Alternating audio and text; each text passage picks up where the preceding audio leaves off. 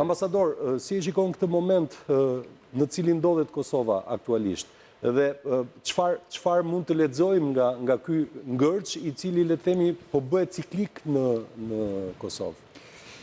Tash elementet kryesorë ju i parashtruat në prezantimin që i bën në fillim këtij panelit nderuar, por dhe temës që do të trajtojmë sot.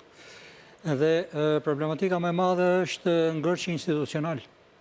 Ngërçi institucional, mbasi kushtetuta i ka të mirë përcaktuara deri tani mënyrat e ngritjes së institucioneve nga Kuvendi i Kosovës, që janë, si thua, është pushteti deleguar nga populli, por që i ka për detyrë Kuvendi i Kosovës, dhe nga ana tjetër është kjo çështje në një farë mënyrë edhe pritej.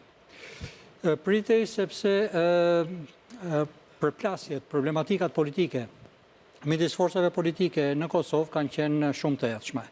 Fakti që u zhvilluan 2 zgjedhje parlamentare brenda harkut kohor të një viti dhe tashmë vim në një ngërç tjetër politik që është zgjedhja e presidentit në arkun kohor më pak se një vit e gjysmë, tregon se problematika është tek politika.